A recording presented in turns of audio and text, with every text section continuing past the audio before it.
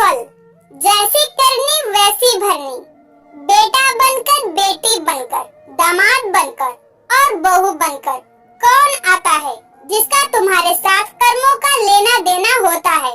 लेना देना नहीं होगा तो नहीं आएगा। एक फौजी था, उसकी माँ नहीं, बाप नहीं, शादी नहीं, बच्चे नहीं, भाई नहीं, बहन नहीं, अकेला ही कमा कमा के फौज में जमा करता जा रहा था। तो थोड़े दिन में एक सेठ जी जो फौज में माल सप्लाई करते थे, उनसे उनका परिचय हो गया और दोस्ती हो गई।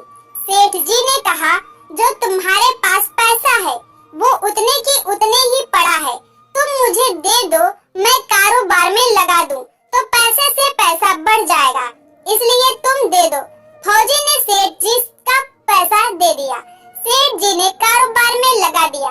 कारोबार उनका चमक गया, खूब कमाई होने लगी, कारोबार बढ़ गया। थोड़े ही दिन में लड़ाई लग गई। लड़ाई में फौजी घोड़ी पर चढ़कर लड़ने गया। घोड़ी इतनी बदतमीज थी कि जितनी जोर जोर से लगाम खींचे उतनी ही तेज भागे। खींचते खींचते उसकी गलफट तक कट गए, लेकिन वो दौड़कर दुश्मनों के गोल में जाकर खड़ी हो गई। दुश्मनों ने वार किया, फौजी भी मर गया, घोड़ी भी मर गई। अब सेठ जी को मालूम हुआ कि फौजी मर गया तो सेठ जी बहुत खुश हुए कि उसका कोई वारिस तो है नहीं, अब ये पैसा देना किसको। अब मेरे पास पैसा भी हो गया, कारोबार भी चमक गया, लेने वाला भी नहीं रहा, तो सेठ जी बहुत खुश हुए। तब तक कुछ ही दिन के बाद सेठ जी के घर में लड़का पैदा हो गया।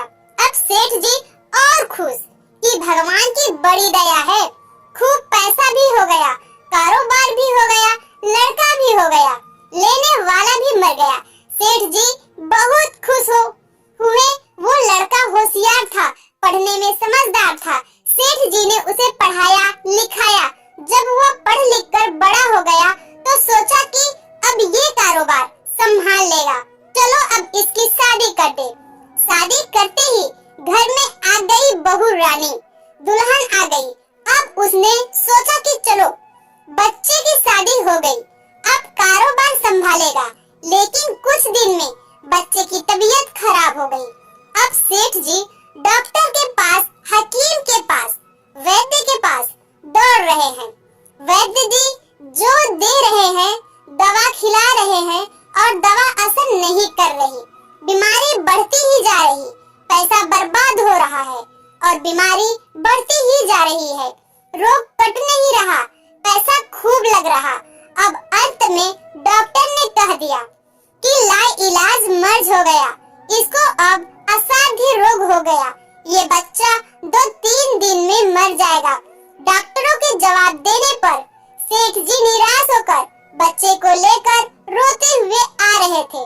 रास्ते में एक आदमी मिला, कहा, अरे सेठ जी क्या हुआ, बहुत दुखी लग रहे हो। सेठ जी ने कहा, ये बच्चा जवान था, हमने सोचा बुढ़ापे में मदद करेगा, अब ये बीमार हो गया, शादी होते ही हमने इसके लिए खूब पैसा लगा दिया, जिसने जितना मांगा उतना दिया, लेकिन आज डॉक्टरों ने जवाब दे दिया, अब ये बचेगा नहीं, असाध्य रोग हो गया, लाइलाज मर्ज है, अब ले जाओ, घर 2-3 में मर जाएगा। आदमी ने कहा, अरे सेठ जी तुम क्यों दिल छोटा कर रहे हो, मेरे पड़ोस में वैद्य जी दवा देते हैं, 2 आने की पुड़िया खाकर मुर्दा भी उठकर खड़ा हो जाता है, जल्दी से तुम वैद्य जी की दवा ले आओ। सेठ जी दौड़ कर गए, 2 आने की पुड़िया ले आए और पैसा दे दिया। पुड़िया ले आए, बच्चे को खिलाई, बच्चा पुड़िया खाते ही मर गया। बच्चा मर गया। अब सेठ जी रो रहे हैं, सेठानी भी रो रही है और घर में बहुरानी और पूरा गांव भी रो रहा। गांव में शोर मच गया कि बहुरानी सेठ की कमर जवानी में टूट गई। सब लोग रो रहे हैं।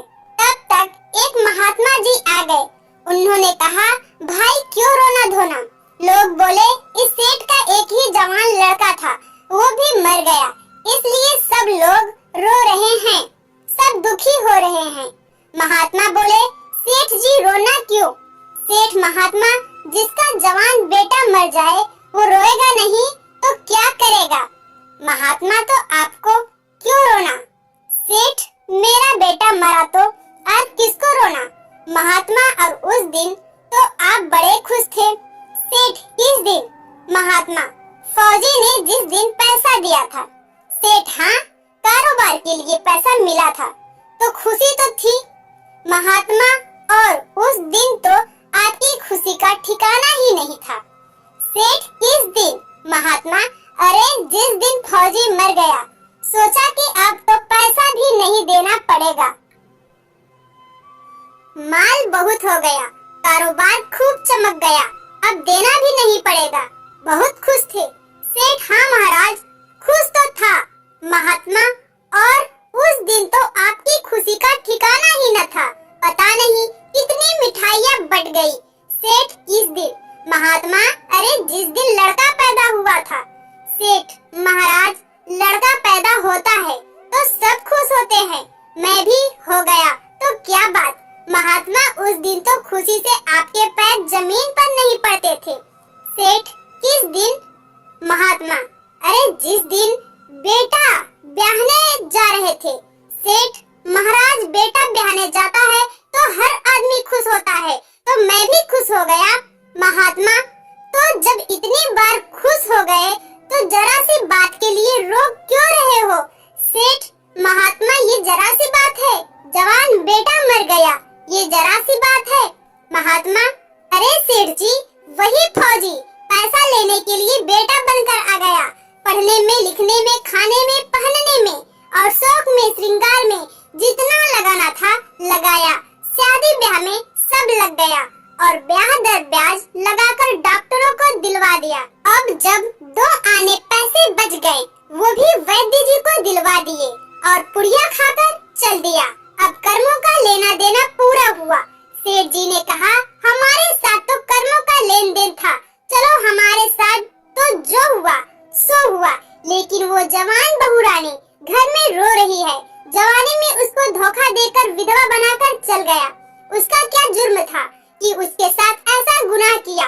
महात्मा बोले, यह वही घोड़ी है जिसने जवानी में उसको धोखा दिया, इसने भी जवानी में उसको दे दिया। वैद्य शास्त्र व पुराणों के साथ साथ सभी साधु संतों का कहना है कि यह संसार कर्मों का लेखा जोखा है। इसमें जो जीव चैतन्य है वो समझदारी से